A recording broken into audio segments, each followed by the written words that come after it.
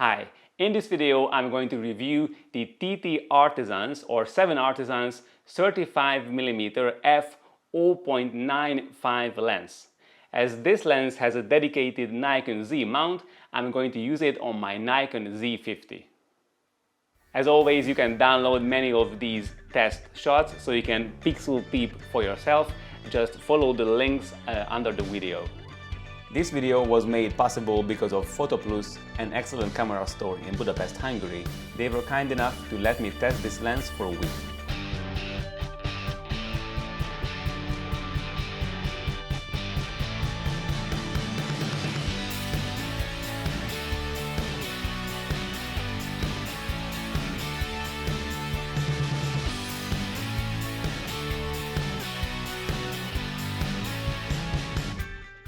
Just holding this lens in your hands is a pleasant feeling because it's all metal and extremely well built.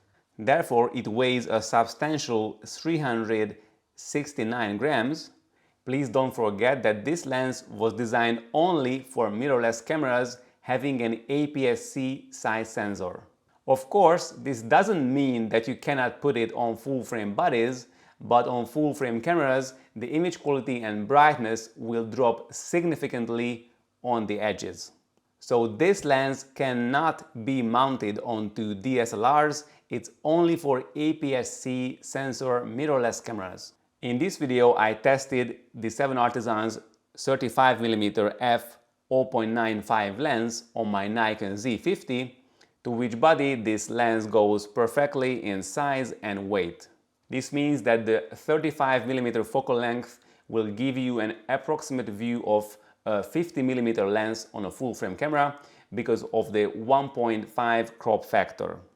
Inside the lens there is 11 optical elements in 8 groups, and 2 of these elements are ultra low dispersion, so you will see on the test shots that they are quite effective in reducing color fringing. The lens mount is also completely made of metal, and as you can see, there is absolutely no electronical contact with the camera body. But it doesn't need any electrical connection because it's a fully manual lens. We have to manually set the aperture and the focus as well.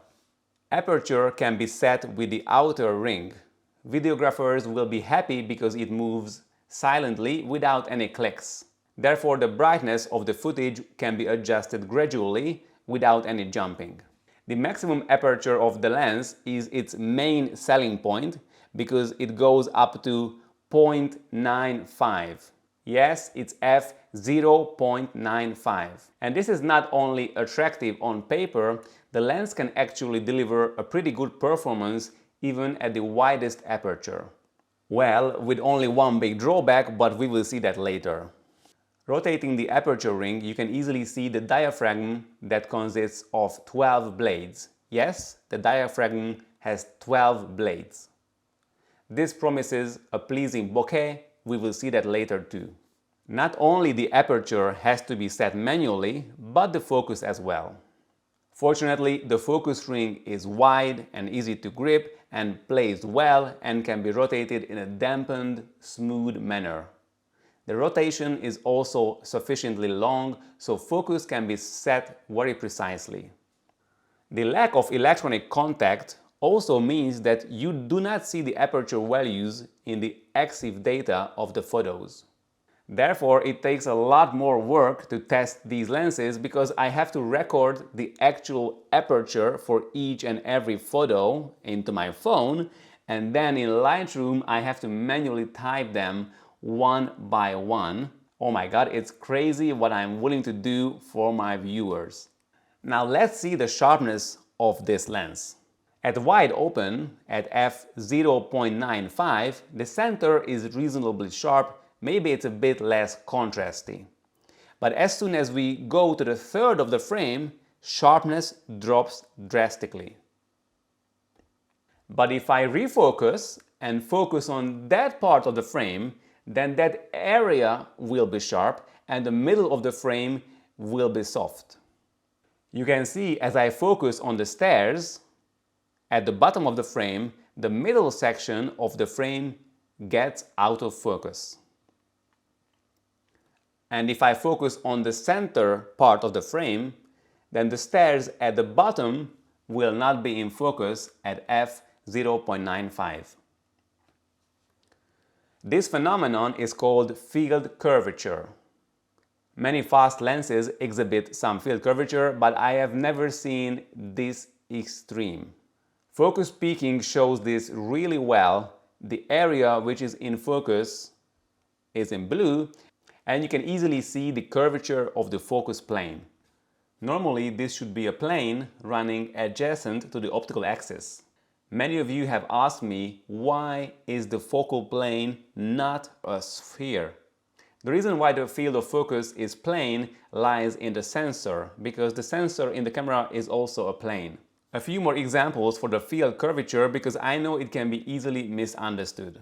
Here I took photos at f2 and focused on the church in the background, which came out very sharp. But the hedge, being approximately 20 feet away from me, got out of focus, which is normal because it's just so much closer. But on the edge of the frame, the hedge is again back in focus, even though the whole hedge should be out of focus as it was running adjacent to the optical axis. As we stop down the lens, the depth of field increases, and even at f2 we can find a sweet spot where the curved field will cover the desired focal plane. But we have to be very accurate with the focusing, and this takes a bit of time. For example, I shot the Liberty Bridge in Budapest at f2, and I managed to have the whole frame to be in focus from the center to the very edges. However, with this Parliament shot, if I focused on the center part and not took anything into account, then the sides of the building became out of focus. But if I focused on the side of the Parliament, then the middle part got out of focus. Of course, stopping down the lens improves sharpness a bit, and I found that it delivers good performance from f2 to f11. I wouldn't use above f11 because then diffraction kicks in.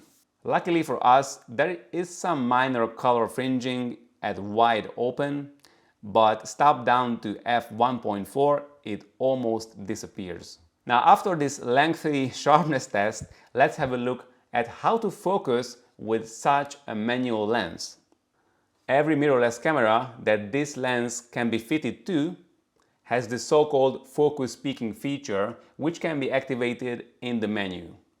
Usually you can set the sensitivity and the color of the focus peaking, and then the parts that are in focus will have that color along the edges. So for example, you can see that the flower has blue outlines now, meaning it's in focus. This sounds good and it's usually enough for video, but with such a wide aperture lens, it's better to magnify into the live view, into the subject area, so it's easier to judge the proper focus. With the Nikon Z50, it's really simple. I just tap on that part of the screen or move the focus area with the arrows, and then I press the magnify button on the body. And now it's much easier to focus. Or I can assign the movie record button to magnify into the screen. See my Nikon Z tricks video for that. Once magnified into the designated area, focusing is much easier and focus peaking is also more visible. So that's exactly how I photographed my model, Mercedes, at f.95, and for most of the photos her face was in focus and sharp enough. Of course, I had to pay attention not to move after focusing as I was waiting for the right moment to expose. These kinds of photos are best suited for this lens because it provides a really pleasant background blur, and as long as the face is in focus, you will not notice the field curvature. You can see how shallow the depth of field is, even the legs are out of focus here. The background blur or bokeh is really pleasant and there is not too much color fringing in the out of focus areas. If the subject is moving and we are using a wide aperture, we have almost no chance to keep the focus perfectly on the subject. But when recording a video, we can try to follow the subject with focus peaking with more or less success. For example, here I asked MILC to walk towards me to see if I can track her with the focusing. Most of the times I couldn't catch as she was walking, but as soon as she stopped, I could lock and keep the focus on her face. I must have looked very funny as I was being focused on focusing the lens, because she just couldn't keep a straight face. Tartsuk 2 percet. Mindig röhögnöm kell. In the end, let's look at the small things. Focus breathing. This is when the lens produces a different focal length when focused to a close distance and a different focal length when focused far away. This is a normal optical phenomenon, but with the more expensive lenses, the manufacturers correct specifically for focus breathing, so that's one reason why cinematography lenses cost a fortune. This lens has a quite substantial focus breathing. As you focus closer, the focal length increases. But this may only be a problem for videographers. Photographers will not have to worry about this at all. Flaring.